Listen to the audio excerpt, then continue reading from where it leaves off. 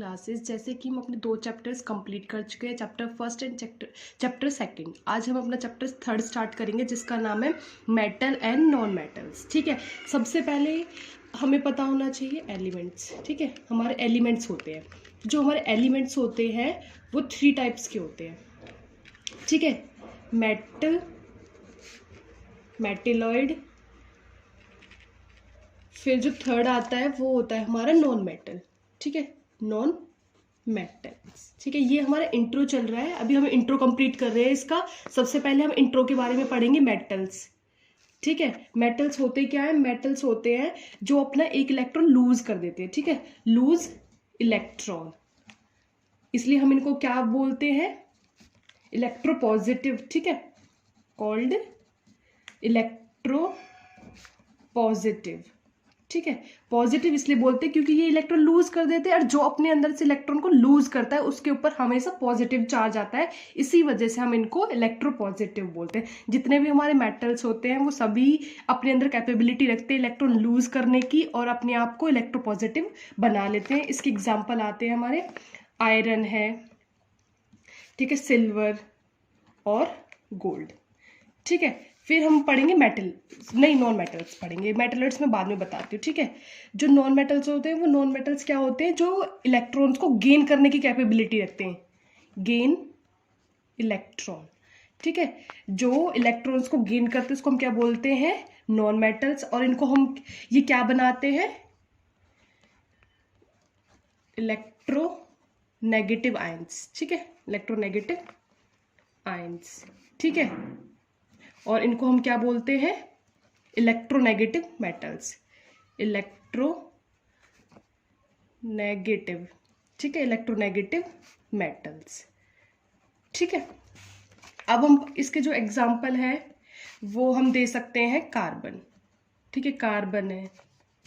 फिर उसके बाद आता है हमारा मेटेलॉइड्स। मेटेलॉइड्स क्या होते हैं?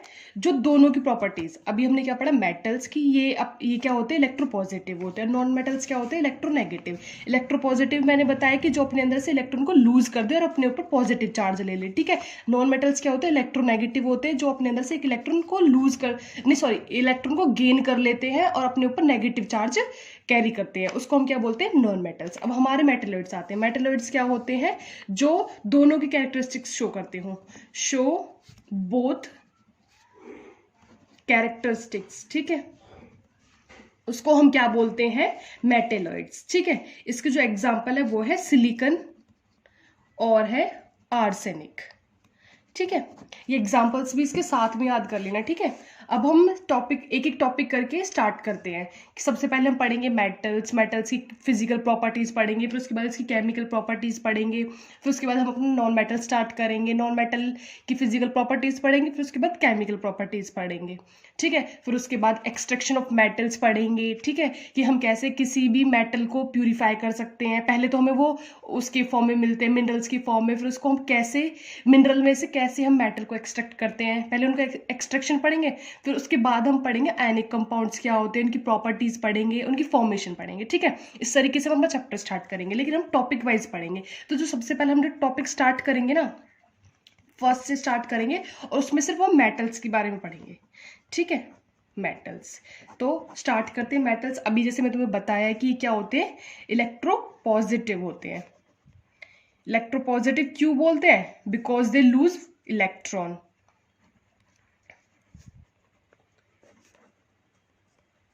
ठीक है, फिर उसके बाद हम इसकी फिजिकल प्रॉपर्टीज पढ़ेंगे मेटल्स की।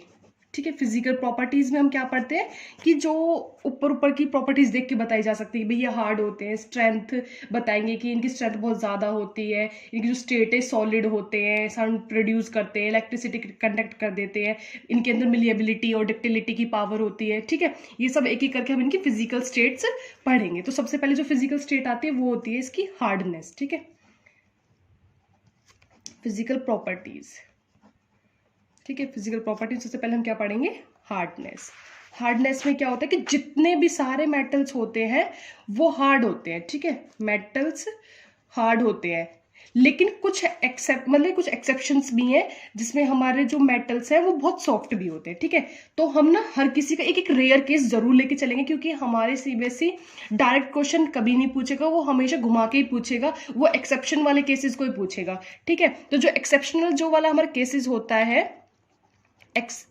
एक्सेप्शन वाले केसेस जो है वो है हमारे सोडियम, या तो हम बोल सकते हैं एल्कली मेटल, ठीक है, सोडियम, पोटेशियम एंड लिथियम। ये हमारे सॉफ्ट होते हैं, ये हार्ड नहीं होते, इनको ना हम नाइफ से भी कट कर सकते हैं, ठीक है। जो सेकंड जो हमारी वो आती है फिजिकल प्रॉपर्टी, वो है इसकी स्ट्रेंथ। स्ट्रेंथ में क्या आता है कि इनके ये हाईली टेंसाइल होते हैं, ठीक है, ये क्या होते हैं, हाईली टेंसाइल, ठीक है।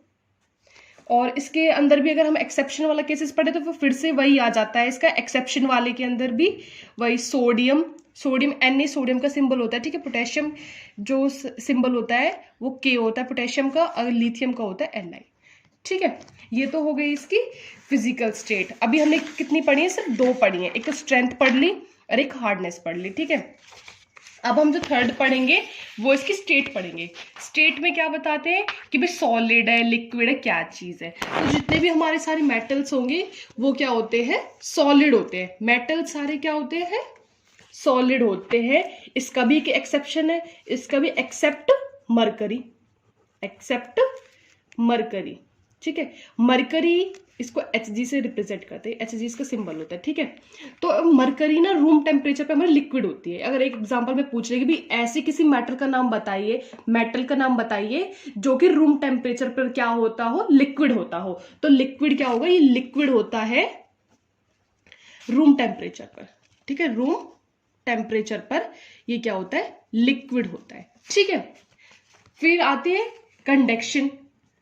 तो ये कंडक्ट कर लेते हैं इलेक्ट्रिसिटी, कंडक्ट इलेक्ट्रिसिटी, ये इलेक्ट्रिसिटी को कंडक्ट कर लेते हैं। मिलिएबिलिटी, सबसे पहले तुम्हें ये पता होना चाहिए कि मिलिएबिलिटी होती क्या है, मिलिएबिलिटी का मतलब क्या है, ठीक है। मिलिएबिलिटी का मतलब क्या है कि जब हम मेटल्स को मतलब कि उनको पीट पीट कर एक चादर की फॉर्म में बना ले, उसको हम क्या बोलते हैं, मिलिएबिलिटी। तो डेफिनेशन भी पूछी जा सकती है कि भाई मिलिएबिलिटी होती क्या है, कि जब हम metals converted into sheath form, उसको हम क्या बोलते हैं, मिलिएबिलिटी। तो जितने भी हमारे मेटल्स होते हैं वो सारे क्या होते हैं, मिलिएबल होते हैं, ठीक है। फिर इसके बाद इसकी जो मतलब कि जो मिलिएबिलिटी जो वाली पावर होती है ना इसके अंदर, जो ये इसकी प्रॉपर्टी है, इसकी वजह से जो जितने भी सिप वगैरह है, शेप जो दी जाती है आयरन की, इन सब की, मेटल्स की, वो इसी प्रॉपर्टी की वजह से दी जाती है, ठीक है। फिर आती है डक्टिलिटी। डक्टिलिटी में क्या होता है कि जब हम मेटल्स को, ये भी इसकी भी डेफिनेशन पूछी जा सकती है, डक्टिलिटी होती है जब metals can be converted into wire form, wire form, तो उसको भी हम क्या बोलते हैं, डक्टिलिटी, ठीक है। और इनको हम कन्वर्ट कर सकते हैं वायर फॉर्म में। फिर उसके बाद आती है इनकी डेंसिटी, ठीक है। ये हाईली डेंसाइल होते हैं या फिर हाई डेंसिटी होती है, ठीक है, हाई डेंसिटी होती है इनकी, ठीक है। फिर ये सिनोरस होते हैं। स्नोरस का मतलब क्या होता है कि ये साउंड प्रोड्यूस करते हैं, जितने भी हमारे मेटल्स होते हैं वो साउंड प्रोड्यूस करते हैं, ठीक है, साउंड प्रोड्यूस करते हैं, इसलिए इसको हम क्या बोलते हैं, सिनोरस, ठीक है। ये तो हमारी सारी क्या हो गई इसकी फिजिकल प्रॉपर्टीज, ठीक है। अब तक हमने क्या पढ़ा, मेटल के बारे में, इसकी ये सारी क्या आती है, अभी तक हमने जो पढ़ी है ये फिजिकल प्रॉपर्टीज, ये हमारे टॉपिक फर्स्ट की, ठीक है। अब इसके बाद हम स्टार्ट करते हैं इसका जो केमिकल प्रॉपर्टीज के बारे में पढ़ेंगे हम, ठीक है। केमिकल प्रॉपर्टीज, केमिकल प्रॉपर्टीज क्या होती है कि जब भी हमारे मेटल ऑक्सीजन के साथ रिएक्ट करते हैं, रिएक्शन विद ऑक्सीजन, ठीक है, तो उसमें क्या होता है कि जब भी हमारा मेटल ऑक्सीजन के साथ रिएक्ट करेगा तो हमेशा मेटल ऑक्साइड बनाएगा, ठीक है, मेटल ऑक्साइड, ठीक है। इसका एग्जांपल हम दे सकते हैं जैसे कि K+O2 गिव्स टू K2O। तो इसको बैलेंस भी कर लेना, ठीक है, बैलेंस करना बहुत जरूरी होता है इनको। ठीक है, ये तो हो गई इसकी जब हम रिएक्शन करवाएंगे ऑक्सीजन के साथ। ठीक है, ये है कि जो हमारा कॉपर है ना, इसके कुछ एक एक्सेप्शन केसेस भी होते हैं। जो कॉपर होता है हमारा, मैं इसे पूरे लिख देती हूँ, जो कॉपर होता है वो रिएक्ट नहीं करता ऑक्सीजन के साथ। Do not react with oxygen at room temperature. ठीक है, रूम टेम्परेचर पर ये क्या करता है कि रिएक्ट नहीं करता ऑक्सीजन के साथ। लेकिन जब हम इसे बर्न करते हैं एयर में, when burn in air it give oxide.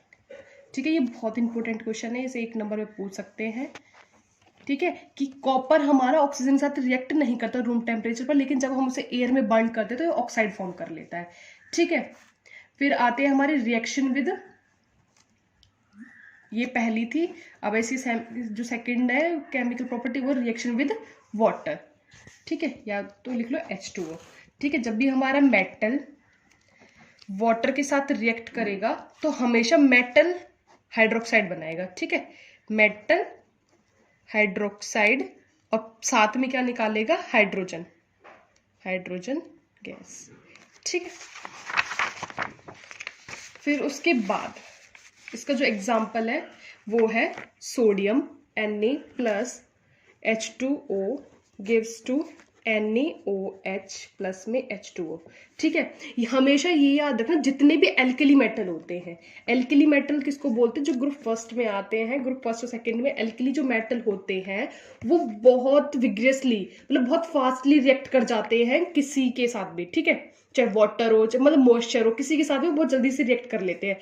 ये बहुत फास्ट होते हैं, वो हाईली रिएक्टिव होते हैं, रिएक्ट विग्रियसली।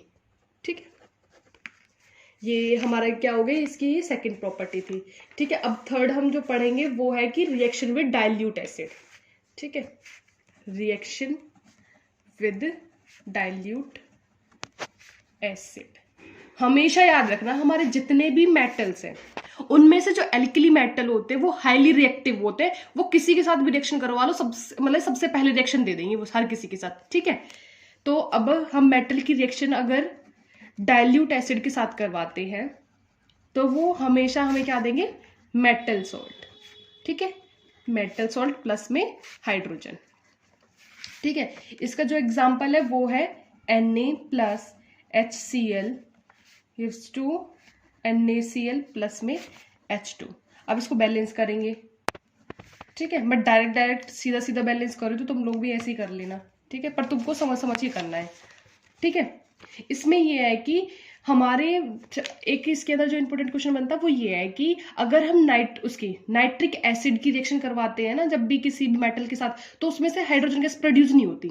ठीक है, तो क्वेश्चन आ जाता है कि H2 gas not produced when react with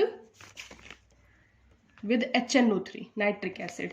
तो वो किस वजह से नहीं होती, उसका आंसर जो है वो ये है कि जो HNO3 है वो हमारा स्ट्रॉन्ग ऑक्सीडाइजिंग एजेंट होता है। ठीक है, स्ट्रॉन्ग ऑक्सीडाइजिंग एजेंट होता है, तो वो क्या करेगा, जो हमारे H2 गैस है उसको ऑक्सीडाइज कर देता है। ठीक है, और खुद क्या हो जाता है, रिड्यूस हो जाता है। ठीक है, और HNO3 क्या हो जाता है, खुद रिड्यूस हो जाता है। ठीक है, अब जो हमारी जो फोर्थ प्रॉपर्टी आती है वो है कि reaction with solution of other metal salt. ठीक है, जब हमारे मेटल, मतलब कि एक मेटल की दूसरे मेटल सॉल्ट के साथ रिएक्शन करवाते हैं तो क्या होता है कि जैसे कि हमारे पास मेटल A है, अब वो रिएक्शन कर रहा है सॉल्ट ऑफ मेटल B, तो वो क्या देगा, सॉल्ट ऑफ मेटल A और साथ में क्या निकाल देगा, मेटल B को अलग कर देगा। ठीक है, सॉल्ट यहां पे किसका था, मेटल B का, लेकिन अब सॉल्ट किसका बन जाएगा प्रोडक्ट में, मेटल A का। तो इसका एग्जांपल है और इसके ऊपर इतने ज्यादा क्वेश्चन आते हैं कि बस पूछो मत। हर बार मतलब कि आयरन का अगर हम रिएक्शन करवा रहे हैं कॉपर सल्फेट के साथ, तो वो आयरन सल्फेट बना देता है, कॉपर को रिड्यूस कर देता है। ऐसा क्या होता है? तो एक नंबर में पूछेंगे ऐसा क्या हुआ, क्यों कर दिया ऐसा।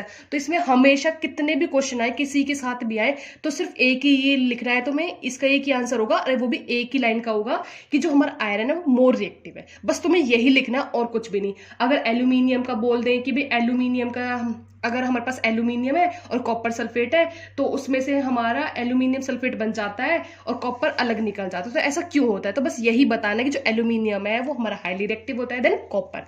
ठीक है, तो इसके एग्जांपल Fe प्लस में CuSO4 gives to FeSO4 plus Cu। तो इसमें क्या हुआ, जो हमारा Fe है वो मोर रिएक्टिव है। ठीक है, और जो हमारा कॉपर है वो लेस रिएक्टिव है। ठीक है, हर किसी में इससे रिलेटेड कितने भी क्वेश्चन आ जाएं। ठीक है, जैसे कि मैं एल्यूमिनियम का लिखवा देती हूँ तुम्हें कि कॉपर सल्फेट साथ में निकालेगा Al2SO4 का थ्राइस प्लस में कॉपर, इसको बैलेंस करते हैं फिर इसको। ठीक है, तो ये हमारी बैलेंस होती है। ठीक है, अब हमारा फर्स्ट टॉपिक कंप्लीट होता है। ठीक है, थैंक यू फॉर वॉचिंग, और मेरे चैनल को लाइक करें और सब्सक्राइब करें, और नेक्स्ट टॉपिक के लिए मेरी वीडियोस को कंटिन्यू